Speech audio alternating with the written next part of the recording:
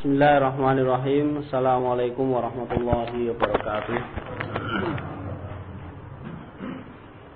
Innal hamdalillah nahmaduhu wa nasta'inuhu wa nastaghfiruh wa na'udzu billahi min shururi anfusina wa min sayyiati a'malina. Fa innahu may yahdihillahu fala mudilla lahu wa may yudlilhu fala hadiya lahu. Asyhadu an la ilaha illallah wa asyhadu anna Muhammadan abduhu wa rasuluh. Allahumma shalli ala Muhammad wa ala ali Muhammad wa ala ashabihi wa man tabi'ahum bi ihsanin ila yaumiddin, amma ba'd. Qala Allah ta'ala fi kitabihil karim ba'da an a'udzu billahi minasy syaithanir rajim wa bismillahirrahmanirrahim. Ya ayyuhalladzina amanu taqullaha haqqa tuqatih wa la tamutunna illa wa antum muslimun. Ikhwan fillah, sadakumullah. Alhamdulillah, kita bersyukur kepada Allah atas segala limpahan nikmat, rahmat serta hidayah yang telah diberikan kepada kita semuanya, sehingga kita bisa bersama-sama untuk beramal jama'i, ya, mengamalkan daripada perintah-perintah Allah dan meninggalkan daripada larangan-larangan Allah Subhanahu wa taala, dan kita bisa bersama-sama untuk berusaha dengan semaksimal mungkin untuk menegakkan dinul Islam di atas muka bumi ini. Salawat dan salam kita aturkan kepada Nabi kita Muhammad SAW, keluarganya, sahabatnya, dan orang-orang yang senantiasa mengikuti sunnahnya. Dan kita berdoa kepada Allah supaya kita dikumpulkan dalam kelompok umatnya yang mencintai dan mengikuti sunnah Rasulullah SAW. Ikhwan fillah, sadakumullah, bahwasanya kajian kita adalah satu kajian yang sebetulnya ya seperti sama kajian-kajian ilmu yang lainnya, karena di dalam Islam itu tidak ada menganaktirikan satu materi atau melebihkan satu materi dan merendahkan satu materi, itu tidak. Akan tapi semuanya ini adalah sama. Akan tapi dengan berjalannya waktu dan dengan berjalannya zaman, maka dan banyaknya muncul satu fitnah serta subhat yang terjadi di tengah-tengah kaum muslimin, maka ada hal-hal yang mungkin itu tabu ataupun berbahaya manakala dikaji di tengah-tengah kaum muslimin. Terkhusus pada hari ini adalah tentang masalah fikih jihad. Alhamdulillah, sadakumullah, maka kita mencoba untuk kembali menjadi daripada generasi ghuraba, yakni generasi yang asing, generasi yang aneh di tengah-tengah masyarakat. Ya, Rasulullah SAW bersabda, "Bada al-Islamu ghariban wa sayaudu ghariban fatuba lil ghuraba." Islam ini muncul dalam keadaan asing dan akan kembali dalam keadaan asing, maka beruntunglah orang-orang yang asing.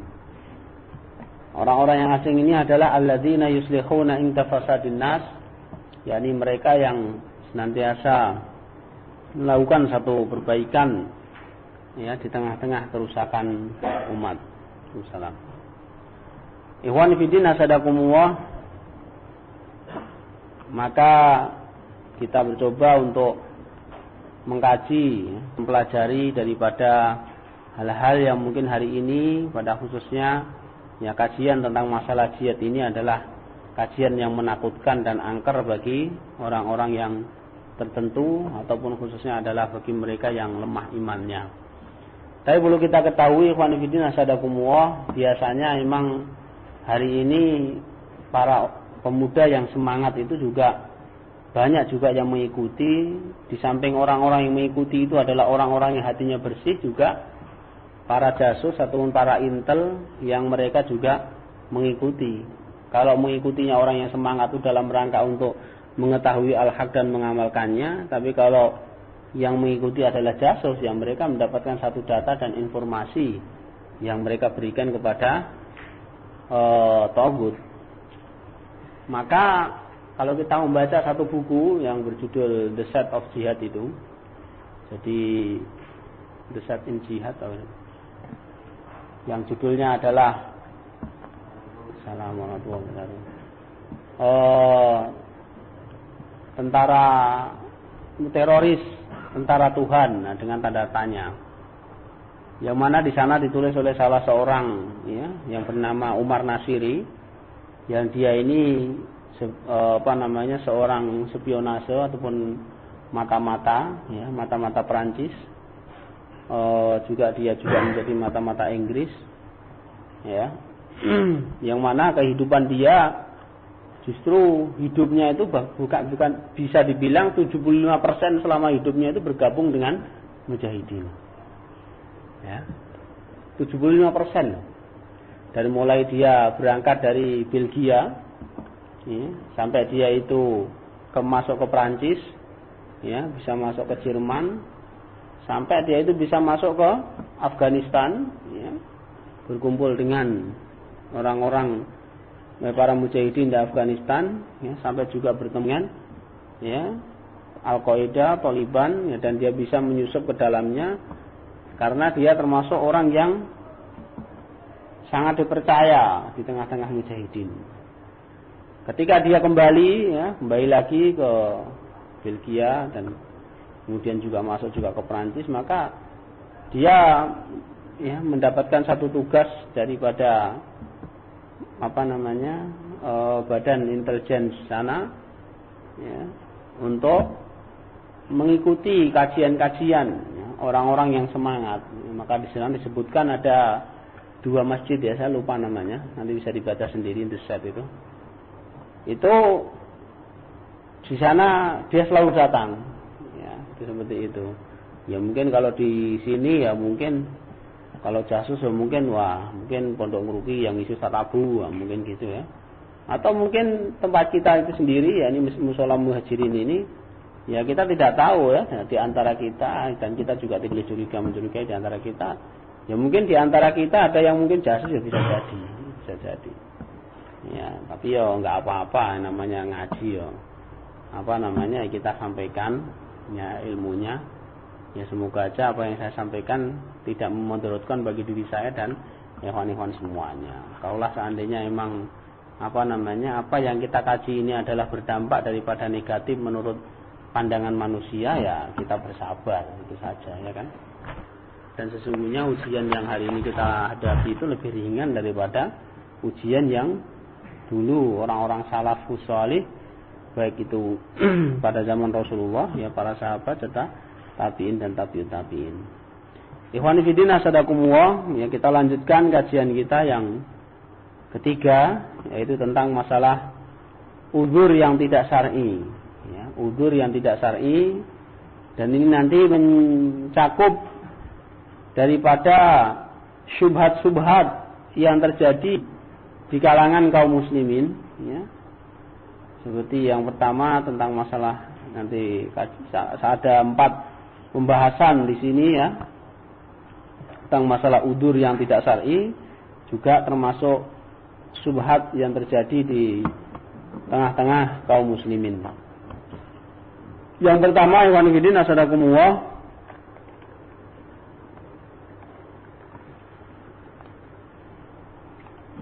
8 alasan yang dinyatakan batil oleh Allah Ta'ala di dalam firman-Nya surat At-Taubah ayat ke-24. A'udzubillahi minasyaitonirrajim. Qul in kana aba'ukum wa abna'ukum wa ikhwanukum wa azwajukum wa ashiratukum wa amwalun iktaraftumuha wa tijaratun tahshawna kasadaha wa masakinu tardawnaha ahabba ilaikum minallahi wa rasulihi wa jihadin fi sabilihi fatarabbasu hatta ya'tiyallahu bi amrihi wallahu la yahdil qaumal fasikin. Katakanlah, jika bapak-bapak, anak-anak ya, saudara-saudara, istri-istri, keluarga kalian, harta kekayaan yang kalian usahakan, perniagaan yang kalian khawatirkan kerugiannya, dan rumah-rumah tempat tinggal yang kalian sukai, ada lebih kalian cintai daripada Allah dan Rasul-Nya, serta berjihad di jalannya, maka tunggulah sampai Allah mendatangkan keputusannya. Dan Allah tidak memberi petunjuk kepada orang-orang yang fasik. Para ulama menyebut ayat ini sebagai ayat udzur yang 8. Maksudnya alat udzur daripada jihad maksudnya. Ya, dalam ayat ini Allah menyatakan orang, yakni ini maksudnya ada sebagian orang gitu ya, sebelum saya ini kan, yang mereka ini mempunyai satu pemahaman bahwasanya 8 ya, ini menjadikan satu udzur yang mana mereka itu boleh tidak berjihad. Yang pertama itu karena bapak karena masih ada bapaknya, ya, bapak ibunya, atau karena masih ada anak-anaknya, atau karena masih ada saudara-saudaranya, atau karena istri-istrinya, atau keluarga-keluarganya, harta, ya, bendanya, ya, ada kekayaannya, kemudian perniagaan, kemudian tempat tinggal. Jadi ada 8. Yang pertama itu ya, bapak-bapak, ini kedua anak, bapak, anak, saudara, istri, keluarga, harta kekayaan ya, yang telah diusahakan, perniagaan yang dikhawatirkan kerugiannya, rumah ataupun tempat tinggal yang disukai.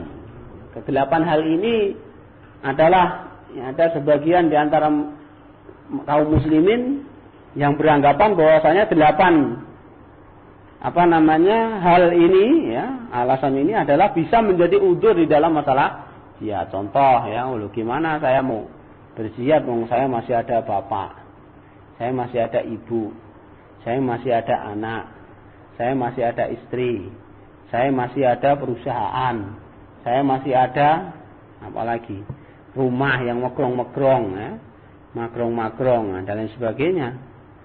Ya. Maka ya, ayat ini ya, Allah menyatakan bahwasanya orang yang tidak berjihad dengan alasan salah satu di antara 8 ini adalah disebut atau diancam oleh Allah Subhanahu wa taala sebagai orang-orang yang fasik. Ya, orang yang fasik itu adalah orang-orang yang mempermainkan agama. Dan diancam dengan tidak mendapatkan hidayah, yaitu firman Allah yang terakhir tadi, wallahu la yahdil qaumal fasikin. Ya, dikarenakan mereka tadi ini ya menjadikan bapak ibunya, anak istrinya, ya, keluarga, saudara, tempat tinggal, harta benda ya, menjadi sesuatu yang lebih dicintai daripada Allah dan daripada jihad fisabilillah. Ya. Maka Allah mengancam fatarabbasu, maka tunggulah hatta ya'ti Allah bi amri, sampai Allah itu mendatangkan keputusannya. Nah ini wanifidin asadakumullah. Maka di dalam ayat yang lain juga Allah mengatakan bahwasanya ketahuilah bahwasanya anak-anak kalian dan harta kalian itu adalah fitnah. Ya, disebutkan dari yang lainnya bahwasanya anak-anak kalian dan istri-istri kalian itu adalah musuh bagi kalian. Nah, begitu. Nah, ini adalah alasan yang batil, yang tidak diterima, ya, sehingga ikhwan fillah asadakumullah ini tidak bisa dijadikan sebagai alasan ya, bagi kita semuanya untuk meninggalkan syariat jihad fisabilillah. Kemudian yang kedua, ikhwan fillah asadakumullah, alasan yang disebutkan oleh Allah di dalam firman-Nya ya, di dalam surat At-Taubah ayat 81, a'udzubillahi minasyaitonir rajim.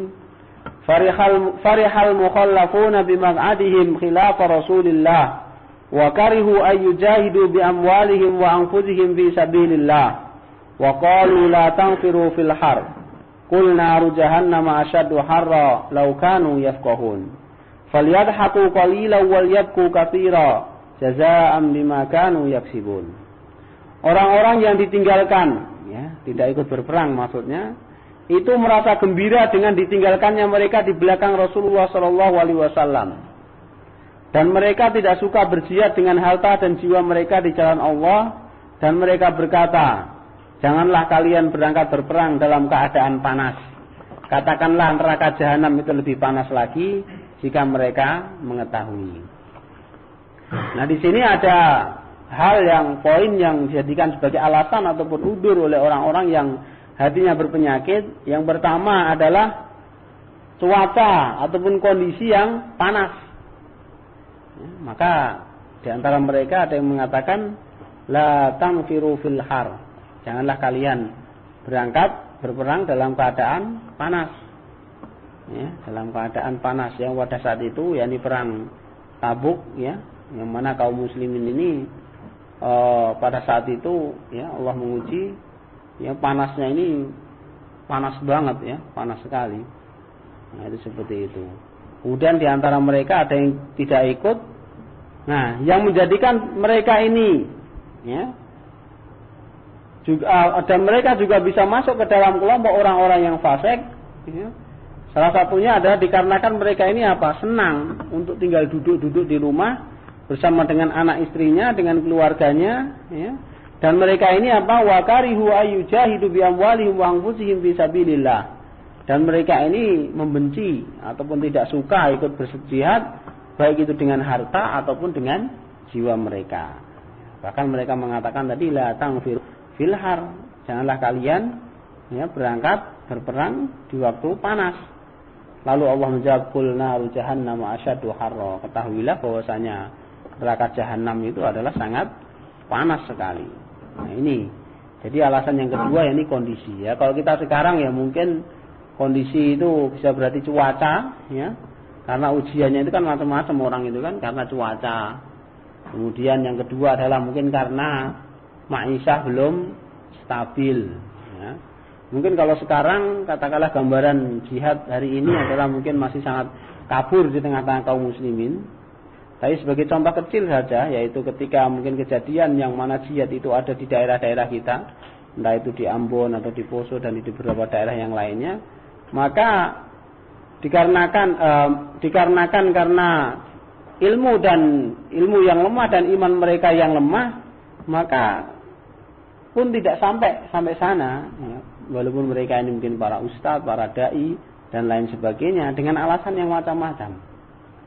Ya, dengan alasan yang macam-macam. Nah, salah satu alasannya dilanjutkan di sini.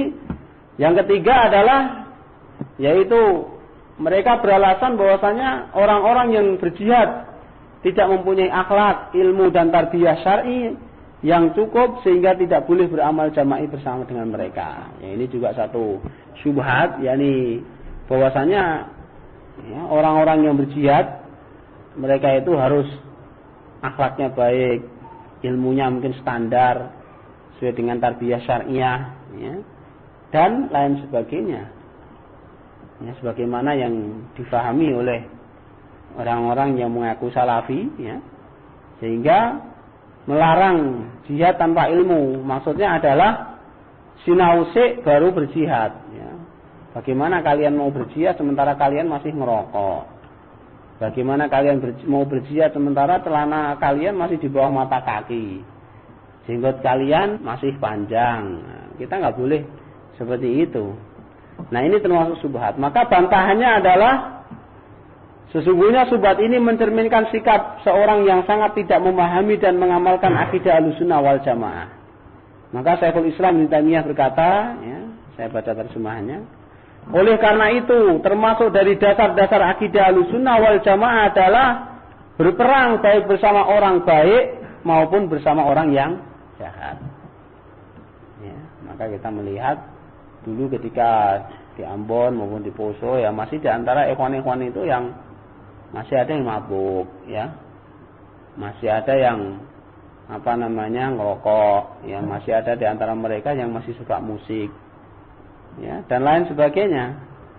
Ya, memang idealnya harus bersih ya, tapi ketika dalam kondisi fardu ain dan ketika sudah front jihad maka ya tidak ada larangan ya bahwasanya jihad itu harus dipilih-pilih ya, harus bersama dengan orang baik atau tidak. Karena sesungguhnya Allah membela agama ini dengan orang yang jahat dan dengan kaum yang tidak mempunyai bagian pahala sedikit pun. Sebagaimana yang diberitakan oleh Nabi Shallallahu Alaihi Wasallam. Karena jika peperangan itu tidak bisa dilakukan kecuali dengan para pemimpin yang jahat atau bersama sebuah kaum yang banyak kejahatannya, maka pasti akan terjadi salah satu dari dua perkara, yaitu meninggalkan perang bersama mereka lalu musuh akan menguasai wilayah kaum muslimin yang akan menimbulkan bahaya yang lebih besar di dunia dan akhirat. Jadi kalau kita itu hanya milih saja wong sing apik-apik tok katakanlah ya. Apik dalam artian mungkin yang mereka katakan sudah steril ya dari hal-hal yang dianggapnya maksiat dan makruh. Maka orang yang baik mungkin hanya sedikit Kalau cuma hanya sedikit, bagaimana? Musuh akan menguasai kita. Nah, oleh karena itu ini syubhat, ya, harus belajar dulu, harus ini dan itu dan lain sebagainya, gitu. Maka sekarang satu syubhat yang disebarkan kan, gimana kalian mau berjihad sementara kalian baca Quran aja masih sodal gratul, mungkin gitu ya. Gimana kalian mau berjihad baca kitab gundul aja mungkin nggak bisa. Gimana mau suruh baca kitab gundul, kepalanya itu udah gundul ya. Betulan aja yang gundul.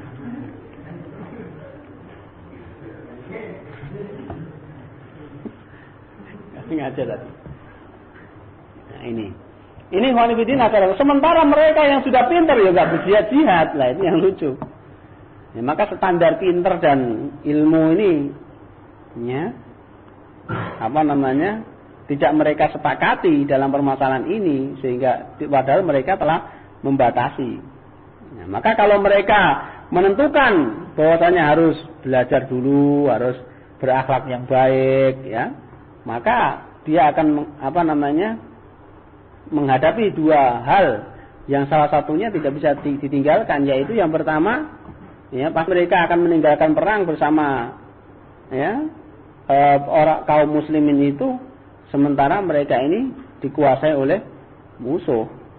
Yang kedua adalah berperang meskipun bersama pemimpin yang jahat, maka akan teratasilah kejahatan yang lebih besar, kejahatan musuh, dan bisa ditegakkan sebagian besar syariat Islam meskipun tidak bisa menegakkan keseluruhannya. Jadi berperang dengan pemimpin yang jahat atau dengan orang-orang yang kejahatannya ini sangat banyak, ya, maka kalau kita meninggalkan mereka, maka yang pertama akan terjadi apa? Orang Islam dan kawasan dan wilayah kaum muslimin akan dijajah. Tapi kalau kita bersama dengan orang yang jahat, baik itu pemimpin ataupun orang-orang yang berjihad, itu mereka masih banyak melakukan satu kejahatan ataupun kemaksiatan, maka akan teratasilah kejahatan yang lebih besar. Maksudnya kejahatan yang lebih besar adalah kejahatan berkuasanya musuh terhadap kita. Nah, itu seperti itu. Nah, memang nanti dalam kondisi tertentu, ya, ketika sudah tertegak, ya, seperti syariat dan adanya daulah, ya, setelah dipimpin oleh seorang khalifah, maka di dalam mengirim satu pasukan memang harus dipilih, ya. Maka Umar itu sampai memesankan bagaimana pasukan itu harus sikat gigi, ya, jangan sampai meninggalkan sunnah-sunnah. Itu memang benar, ya, dalam kondisi tertentu, ya. Dalam kondisi tertentu mungkin tidak bisa memungkinkan seperti itu, seperti kita sekarang ini. Maka kita melihat ikhwan-ikhwan kita yang di Poso, ya, yang bagaimana mereka, ya, lahir dari tengah-tengah masyarakat yang begitu heterogen dan rusak moralnya, ya, bisa kita lihat dulu bahkan semua bisa dibilang nggak ada orang yang baik di Poso itu kecuali 1-2 orang yang sudah tua. Anak muda itu semua minimal miras, minuman keras. Yang kedua itu, ya, suka judi tambah main perempuan. Itu dulu sebelum jihad pecah di sana. Jadi hampir semua mereka setelah ada jihad, mereka itu, ya, semua mereka dari mereka. Sampai akhir-akhir ini kan memang ketika mereka ditangkap, ya, seperti yang teman-temannya ada di Polda itu, memang ada yang mereka baca Quran aja mungkin belum bisa. Ya kan? Belum bisa. Karena bagaimana mereka mau belajar, istilahnya kan begitu. Mereka sudah pikirannya di sini itu pokoknya mateni, ya, sudah gitu aja, ya kan. Memang ada yang sudah bisa Quran tapi mereka masih plegak-plegu. Tapi subhanallah di dalam amaliyah mereka melebihi daripada orang-orang yang berilmu tinggi, ya, bahkan melebihi daripada ustadznya yang ada di sana. Ya, itu seperti itu. Maka di Poso itu ada istilah namanya anak bebek. Jadi anak bebek itu ceritanya ini adalah binaan-binaan kita yang ini sekali lagi bukan membela orang yang masih ngerokok, ya. Kok kena sih? Bukan berarti membela orang yang masih. Jadi anak bebek ini, jadi ceritanya masih, ya, enggak kan? Jadi anak bebek ini ceritanya mereka itu, yes, kayak orang yang emang ngaji aja udah males. Pokoknya sukanya masih hura-hura, kadang-kadang masih suka gitar-gitar, nyanyi-nyanyi, kadang-kadang masih sadeng, ya, ngerokok, ya, mabuk ada. Tapi subhanallah mereka kalau sudah sebut untuk bela mujahidin yang ada itu mereka mati-matian. Ya. Gimana mereka menyumbangkan hartanya ya, sampai mereka berani fa'i untuk memberikan satu dukungan kepada mujahidin. Kalau dilihat memang, tapi sebagian memang ada ustaz-ustaz yang bilang, itu kan mereka ini sebetulnya itu anak bebek. Saya bilang, anak bebek itu lebih baik daripada antum yang tidak ikut jihad, saya gitu kan aja. Nah, itu maka di antara kemarin yang syahid itu sebenarnya banyak anak-anak bebek. Ya, tapi subhanallah, kebebekan dia itu tidak menjadikan pahala syahid dia itu terhalang. Selagi aslul imannya ini masih jaga, ya kan, dia masih sholat, dia tidak syirik, dia tidak melakukan satu kekafiran yang besar. Orang yang maksiat itu masih bisa diampunkan tahta masyiatillah, sementara mati syahid mengampunkan seluruh dosa.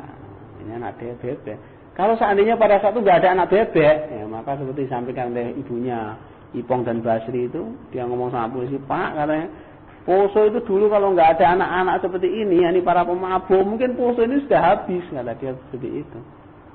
Sekali lagi bukan membela para pemabuk dan membela para perokok, ya, dan membela para yang lainnya, ya. Tapi memang ini kenyataan, ya, itu seperti itu. Jadi dalam artian kita nggak boleh akhirnya diskriminasi, ini orang-orang jelek nggak boleh dipakai. Kamu tuh belajar dulu, kamu sebelum jihad, nggak boleh begitu. Ya, itu seperti itu. Nah ini khonifidin asyarakumullah. Ini satu syubhat yang harus dibuang. Nah, inilah pilihan kedua, yaitu berperang bersama dengan pemimpin yang jahat atau kaum yang sebagiannya adalah jahat. Yang seharusnya dilakukan dalam keadaan seperti ini atau keadaan yang semisal dengannya. Bahkan banyak peperangan yang terjadi pada masa Khulafaur Rasyidin tidak terjadi kecuali dengan bentuk seperti ini. Yani pasti tercampur di antara mereka itu masih ada yang yang maksiat. Maka suatu kisah pada zamannya Amir bin As itu, dia memenjarakan seorang mujahid yang dia itu sukanya mabuk. Ya, suka mabuk, kemudian dia dikerangkeng. Ya, dikerangkeng. Ketika ada seruan perang, dia mau ikut perang, dilarang, jangan, kamu masih mabuk. Memang dia nggak bisa meninggalkan mabuk, tapi waktu itu dia akhirnya bisa jebol kerangkengnya, dan dia itu naik kuda mengejar pasukan yang berjihad, dan dia menutup seluruh badannya, ya, sampai ke mukanya, dan dia ikut berperang. Ya, dia maju ke depan membunuh banyak orang-orang kafir, kemudian dia setelah peperangan sudah dilihat menang, dia lari duluan. Ya. Setelah peperangan selesai dicari mana tadi orang yang ikut perang tadi. Usut punya usut, ternyata orang tadi yang sedang dipenjara tadi oleh Amr bin As tadi itu. Nah, ini para pemabuk. Ya, dia suka masih mabuk. Nah, ini khonifidin asyadakumullah. Jadi pada keterangan kali ini adalah saya terangkan tentang masalah bantahan daripada syubhat orang yang punya pendapat bahwasanya jihad itu harus bagi mereka yang mungkin akhlaknya sudah baik, ilmunya sudah mapan, dan lain sebagainya. Ini seperti itu. Rasulullah SAW telah berjihad bersama kaum munafik, namun tidak seorang ulama Ahlussunnah pun yang mengatakan tidak perlu berjihad bersama Rasulullah karena beliau berjihad bersama orang-orang munafik. Ya, seperti itu. Jadi Rasulullah juga pernah berperang dengan para munafik juga, ya. Maka di antara mereka orang-orang yang munafik disebutkan di dalam salah satu hadis, ya, mana para munafikin ini berkata, ya, pada saat perang, ya, Bani Mustalik, ya, dia mengatakan, ya, seperti yang diabadikan dalam ayat juga, la in raja'na ilal madinati la yukhrijannal a'azzu minhal azal. Nah, ini. Jadi setelah perang, ya, dia ngomong, kalau kita kembali ke Madinah, yang kuat akan mengusir yang lemah. Nah, dalam artian apa? Jadi akan dihinakan, ya, orang-orang Islam itu. Maka di antara mereka juga terdapat orang-orang yang mengatakan dalam perang Khandaq, inna buyutana aurah, sesungguhnya rumah-rumah kami itu terbuka, tidak ada yang melindungi. Ini. Dan mereka ini juga ikut, ya, perang, mereka itu munafik. Di antara mereka juga terdapat orang-orang yang menghina para ulama, sahabat dalam perang Tabuk, sehingga Allah Ta'ala menurunkan ayatnya, wala in sa'altahum la yaqulunna innama kunna nakhudu wa nal'ab. Jika kalian bertanya kepada mereka, tentulah mereka akan menjawab, kami sekedar bersendau gurau dan bermain-main saja. Jadi ini ceritanya begini. Jadi ketika dalam perjalanan, ya Ini ada seorang munafik yang dia ini gurau, ya, gurau tapi melecehkan. Dia mengatakan, kami tidak melihat sahabat Muhammad ini kecuali kalau malam sukanya tidur, ya, kalau pagi nggak pernah puasa, kalau makan banyak. Nah ini, akhirnya ini dia melecehkan. Akhirnya dilaporkan kepada Rasulullah SAW, wahai Rasul, ini ada orang yang mengatakan seperti ini. Nah, gitu. Kemudian ketika ditanya, ya wahai Rasul, kami itu hanya sendau gurau saja, main-main saja, itu nggak boleh. Maka dalam ayat yang lain Rasulullah SAW menjawab, Abillahi wa ayatihi kuntum tastahzi'un. Apakah kalian ya dengan Allah dan dengan ayat-ayatnya itu kalian melakukan perolok-olokan. Ini ikhwan fillah asadakumullah. Ikhwan fillah asadakumullah, ya. Subhat-subhat yang lain, yakni saya hujah-hujahnya secara syar'i di sini disebutkan. Maka hadis yang sahih tentang keberlangsungan jihad sampai hari akhir menunjukkan jihad selalu terlaksana baik bersama pemimpin yang fasik maupun yang sholih, bersama pasukan yang fasik maupun pasukan yang sholih. Menerima subhat ini berarti meniadakan jihad jika pada hari ini amir atau pasukan ada kekurangan karena maksiat atau sebab lain. Padahal akidah Islam menyatakan jihad tetap berlangsung sampai hari kiamat bersama imam, baik ia seorang yang sholih maupun seorang yang fajir. Kemudian Imam Ibnu Taimiyah berkata, terkumpulnya sifat kuat dan amanah dalam diri manusia itu sangat sedikit sekali. Ya, memang idealnya itu seorang pemimpin, ya, atau nanti anak buah gitu ya. Itu kalau dia itu kuat dan amanah, sebagaimana Talut, ya, dia itu mempunyai bastotan fil ilmi wal jism, dia itu mempunyai kekuatan di dalam ilmu dan tubuh. Ya. Nah ini sangat sedikit sekali. Oleh karena itu Umar bin Khattab berkata, ya, dia berdoa kepada Allah, Allah, aku mengadu kepadamu akan kuatnya orang yang fajir dan lemahnya orang yang sikoh. Ini gitu. Jadi dia protes, ya Allah, ini biasanya orang-orang yang kuat itu adalah orang-orang yang fajir. Sementara orang-orang yang sikoh, yang teguh, yang komit, yang amanah itu orang-orang yang lemah. Apalagi sekarang ya, mungkin lemah secara pikiran, ilmu, apalagi lemah secara ekonomi.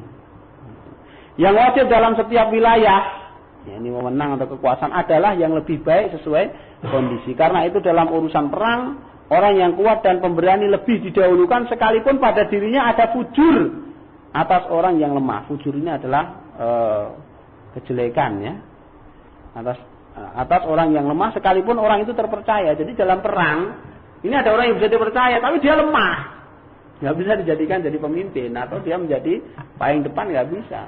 Maka yang dijadikan paling depan adalah mereka orang yang, ya, walaupun dia adalah jujur, orang yang berani.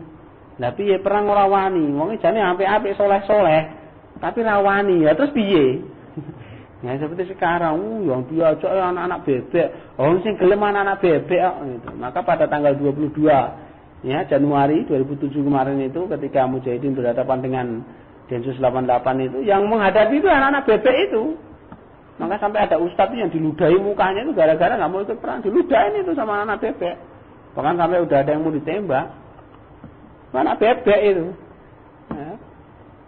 Sampai saya itu heran ketika saya ke sana ketemu itu, mereka ini ngawur, mosok jihad ngajak anak-anak bebek, kata dia. Saya bilang, waktu itu antum di mana? Yang saya di rumah aja, nggak keluar, belum ada perintah perang, kata dia. Wah, ente ini lebih jelek daripada anak bebek, saya bilang gitu. Nah, ini wanita asadakumullah, ya. Jadi nggak ustaz tapi lawan ya, terus dia musuh teko. Lebih baik seorang anak bebek yang dia ini berani. Ya, itu seperti itu, maka nggak dipakai, ya. Orang soleh yang seperti itu nggak dipakai dalam kondisi seperti ini. Sebagaimana Imam Ahmad ditanya tentang dua orang yang menjadi amir dalam perang. Salah satu kuat tapi fajir, ya. Kuat tapi fajir, ya, jahat, banyak dosa. Dan yang satu lagi soleh tapi lemah. Harus berperang bersama amir yang mana? Maka Imam Ahmad menjawab, ya, adapun orang yang fajir tetapi kuat, maka kuatnya untuk umat Islam dan kefajirannya untuk dirinya sendiri. Paham maksudnya? Ya, dia jahat memang jelek, tapi kejelekannya itu untuk pribadinya dia. Kekuatannya untuk orang Islam, kemaslahatannya. Iya, ini anak bebek, kejelekan dia itu untuk dia ngerokok, dia mabuk, dia judi, dia apa untuk dia. Tapi dia membela orang Islam itu kekuatannya berguna bagi orang Islam. Begitu maksudnya. Ya. Sedang orang yang soleh namun lemah, maka kesalahannya untuk dirinya sendiri dan kelemahannya itu untuk umat Islam. Ya kan? Soleh tapi lemah. Ya udah, kelemahannya untuk diri sendiri. Kesolehannya untuk diri sendiri, untuk dirinya. Tapi kelemahan dia itu malah ya, bisa mengembet kepada umat Islam. Karena itu hendaknya berperang bersama yang kuat meski fajir. Nah, ini jawaban Imam Ahmad. Rasulullah SAW bersabda, sesungguhnya Allah akan menguatkan umat ini dengan seorang laki-laki yang fajir. Ini hadis yang sahih. Ya, Rasulullah Islam ini dikuatkan, ya, umat ini dikuatkan oleh seorang yang fajir. Yaitu dengan kaum yang tak mempunyai nilai di akhirat. Ya, hadis riwayat Imam Nasai dan Imam Ahmad dari Anas. Jika ia tidak fajir, maka itu yang lebih utama menjadi pemimpin perang dari orang yang lebih soleh agamanya. Memang kalau ada yang lebih soleh ya jelas dipilih yang lebih soleh. Ini ketika nggak ada, apalagi seperti zaman sekarang ini. Ya sebenarnya yang soleh juga ya, maksudnya yang hari ini ya, yang mencari orang soleh malah nyeneni sing jihad, ya kan. Jika tidak sanggup melaksanakan tugasnya dengan baik. Nah ini manifestina sadakumu, maka ya orang yang fajir itu lebih baik daripada orang yang soleh tapi lemah. Orang yang fajir itu lebih baik karena dia ikut berjihad daripada seorang yang soleh tapi dia nggak ikut berjihad. Ya kan? Nah ini padahal ini sering digunakan untuk senjata ini oleh orang-orang yang tidak berjihad. Ya, gimana kamu mau berjihad sementara dia aja nggak pernah belajar ilmu jihad? Gimana kamu mengajak orang berjihad sementara dia aja nggak pernah ikut latihan, nggak pernah ikut tadrib, nggak pernah ikut diklat dan lain sebagainya. Nah, itu seperti itu. Bukannya dibalikkan kepada dirinya, dia yang nggak pernah ikut tadrib pada berani berjihad, sementara saya yang sudah bertadrib baik di dalam negeri maupun di luar negeri orang mangkat-mangkat jihad. Nah ini yang berbahaya. Ini subhat ini. Justru meninggalkan jihad dengan alasan yang berjihad banyak melakukan kemaksiatan telah menyelisih akidah Ahlussunnah wal Jamaah. Karena akidah Ahlussunnah wal Jamaah menyatakan wajibnya berhaji dan berjihad baik bersama imam atau orang yang fajir maupun orang yang soleh. Nah, ini wanifidin acara sebenarnya panjang sekali tentang masalah hujah-hujah untuk membantah daripada syubhat-syubhat ini. Maka nanti bagusnya antum copy ya, dan nanti antum baca sendiri ya, biar lebih jelas lagi. Ya ini wanifidin acara semua. Ya. Kemudian syubhat yang terakhir yaitu tentang masalah ya seperti syubhatnya ya baik itu hari ini seperti orang-orang Hizbut Tahrir ya, orang Salafi yang mana jihad harus pakai khalifah. Tidak ada jihad ketika tidak ada khalifah. Nah ini satu syubhat yang sangat besar sekali ya. Maka ada satu buku yang judul tentang masalah tidak ada jihad tanpa khalifah. Ya, ini satu syubhat sangat besar sekali. Nah ini wanifidin asadakumullah yang insyaallah untuk yang ini karena cukup agak panjang nanti saya bahas sendiri dalam pembahasan tentang masalah ya syubhat ya tanpa imam ataupun syubhat tanpa khalifah. Ya ini sering ya terjadi di lingkungan kita, kalangan kita. Nah, lebih detailnya insyaallah nanti kita lanjutkan pada kajian yang selanjutnya. Mungkin untuk lebih bagusnya mungkin ada pertanyaan daripada ikhwan-ikhwan daripada materi yang telah saya sampaikan. Tafadhol.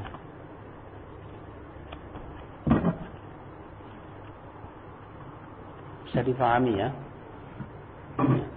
Sekali lagi ikhwan-ikhwan asadakumullah bahwasanya materi-materi yang kita kaji di dalam taklim kita ini adalah membahas tentang masalah jihad ketika fardu ain. Sekali lagi ketika jihad itu fardu ain. Kalau jihad ketika sudah fardu kifayah ya wes setiap orang tidak ada kepentingan dan itu adalah hanya kepentingan imam ya, ataupun kepentingan amir, kepentingan khalifah yang dia mempunyai kewajiban setiap tahun itu harus mengutus satu pasukan untuk berjihad. Nah ini.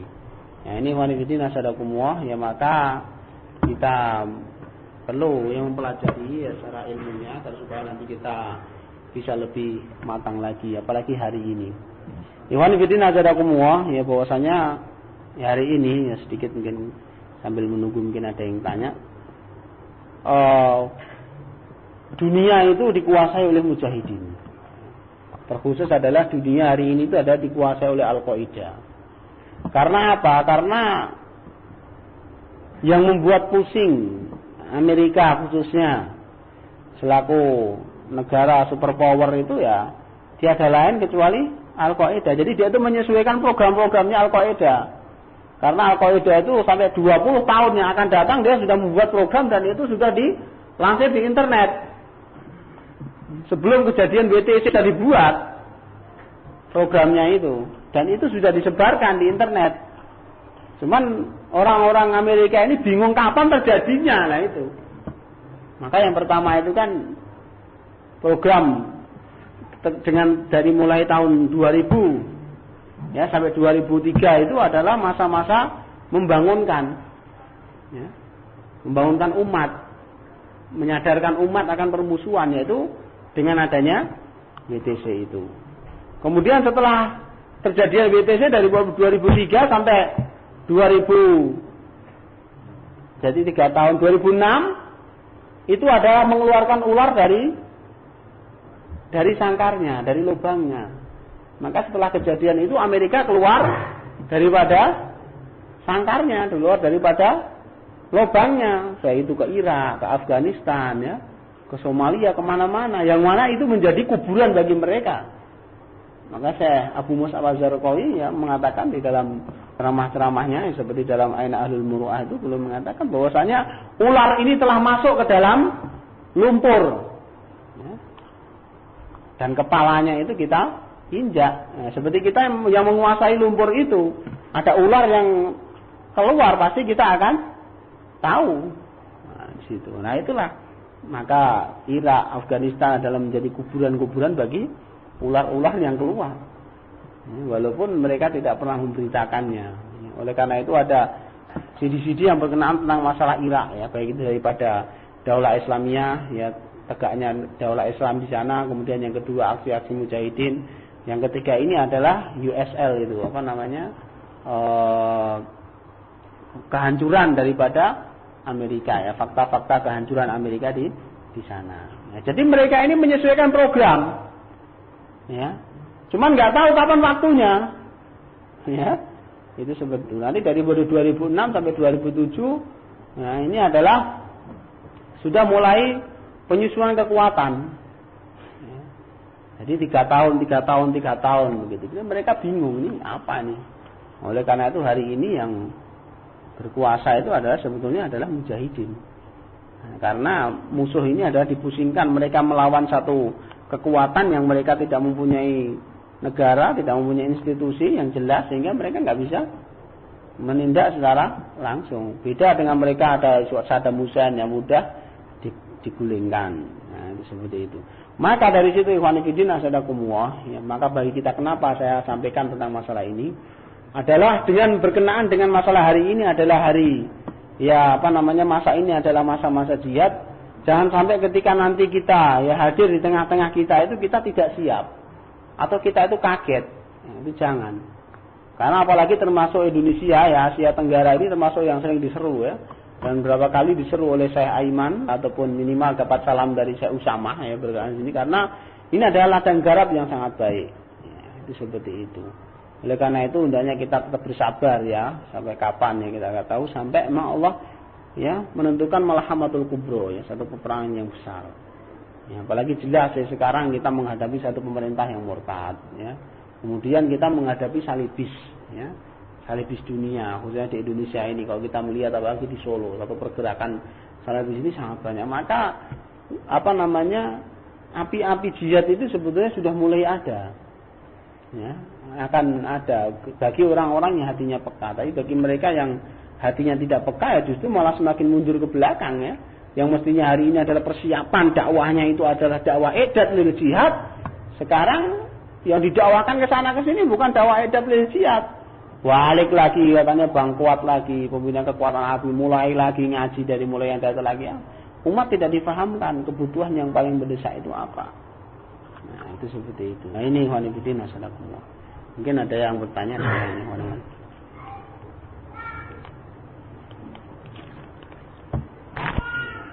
Tidak ada yang bisa dipahami ya. Ya ini ikhwan fillah nasallakumullah ya, semoga bermanfaat ya. Khususnya bagi diri kita ya. Ikhwan fillah nasallakumullah ya, sebetulnya kita tidak perlu berkecil hati ya. Sebetulnya kita itu bukan kalah ya. Kalau kita melihat setiap peperangan-peperangan yang ada itu sebenarnya kita menang. Cuman kenapa kita menjadi kecil, merasa kecil dan merasa takut seperti yang dirasakan oleh banyak kaum muslimin? Karena mereka ini mendapatkan informasi itu informasi yang ngeri. Contoh ya, mungkin ditangkapnya 10 ikhwan, brek. Di antara mereka banyak yang menyanyi. Ya, ini informasi yang sering muncul. Ya kan? Sehingga apa menjadikan benaknya itu kan paling juga begitu. Tapi ya media yang muncul begitu, berbeda dengan memang tidak ada muncul media. Oh, ternyata mereka yang sikoh. Ya, kenapa nggak ada yang dilansir itu orang-orang yang semangat. Nah, di antara mereka masih ada Imam Samudra, masih ada Amrozi, masih ada Pak Muqaddar, masih ada ustadz-ustadz yang lain. Ya kan? Nah, ini memang kita kalah media, sehingga hatta mungkin ustadz-ustadz kita itu banyak menelan daripada informasi yang miring tentang masalah mujahidin, sehingga mereka merasa, oh kita ini tersesat. Oleh karena itu salah satu strategi ya daripada Al-Qaeda itu menjadikan iklam, menjadikan media itu adalah 90% sebagai weapon, 90% sebagai senjata. Sekecil apapun mereka baru makan, mereka baru nyediain buah-buahan, mereka baru masak, itu di-shooting dan itu upload di internet. Ya kan? Itu apa dalam rangka menampakkan daripada semangatan kaum muslim seperti di Aljazair ya. Di Aljazair itu mungkin lebih banyak Indonesia amaliyah jihadiyahnya daripada Jazair, cuman dia sekali amaliyah di-shooting. Sekali di-shooting dipapaskan di internet sehingga dunia ini melihat seakan-akan di Aljazair lah satu kelompok militan yang kuat, padahal sebetulnya Indonesia ini lebih banyak dan lebih militan. Maka kalau kita merasa lemah dan merasa kecil sebetulnya karena perasaan kita. Kita merasa lemah, kita merasa kecil itu karena perasaan kita dan kita kalah secara informasi. Coba kalau kita melihat tentang masalah teman-teman di Cipinang contoh nih, ya kan? Bagaimana mereka bisa menghadapi satu segitu preman yang banyak ya. Emang kalau nggak karena kita nggak pernah dilansir dan kita nggak pernah dipublikasikan nggak kelihatan. Itu seperti itu hikmah-hikmahnya. Jadi banyak sesuatu yang diserap oleh kaum muslimin sekarang itu yang miring. Sehingga berita yang masuk kepada dia ini miring, akhirnya membentuklah satu pemikiran, opini. Orang itu kan tergantung informasi yang dia serap. Kalau informasi yang dia serap itu miring, ya akhirnya terbentuk satu pola pikir yang miring. Nah, apalagi sekarang para muqadilun ya, orang-orang yang penggebos-penggebos jihad ini kan banyak sekali, baik itu dari jalur resmi Tauhid ataupun dari jalur-jalur ulama-ulama usultan, ulama-ulama pemerintah yang mereka ini adalah dakwahnya dalam rangka menyenangkan hati pemerintah, ya sudah. Namanya dakwah menjadi menyenangkan hati pemerintah ya begitu. Nah ini ikhwan fillah nasallakumullah ya, kalau tidak ada yang bertanya ya kita cukup sekian ya, semoga bermanfaat khususnya bagi diri saya dan ikhwan-ikhwan semuanya, dan kita selalu berdoa untuk ikhwan-ikhwan kita ya. Yang terakhir saya wasiatkan pada diri saya dan antum sekalian untuk senantiasa ya, untuk berniat untuk berjihad fisabilillah dan senantiasa mendoakan daripada ikhwan-ikhwan kita yang berjihad fisabilillah. Maka apa yang bisa kita berikan untuk mereka kita berikan. Kalau kita bisa dengan jiwa kita maka dengan jiwa kita, kalau dengan tidak bisa maka dengan lisan kita atau dengan harta kita. Ya, saya kadang-kala membayangkan ya, sedih ya ketika ada ikhwan mungkin yang datang, mereka minta bantu, kita nggak bisa membantu. Apalagi sampai mereka datang minta orang untuk ikut bersama dengan ikhwan-ikhwan itu kita nggak bisa memberi. Ya, itu sangat sedih sekali, ya, sangat sedih sekali. Ya, itu seperti itu. Maka siapa lagi kalau bukan kita? Ya, kita yang ngaji aja kalau kita nggak siap aja ya, apalagi kita mengandalkan orang yang ngaji gitu. Dalam artian orang yang ngaji dalam masalah urusan-urusan jihad. Ya, kita mengaji menjadikan kita harusnya lebih ya niat kita lebih lurus ya dan mental kita lebih terbentuk. Demikian ikhwan fillah, kurang lebih saya minta maaf. Subhanakallahumma bihamdika asyhadu an la ilaha illa anta astaghfiruka wa atubu ilaik. Walhamdulillah. Assalamualaikum warahmatullahi wabarakatuh.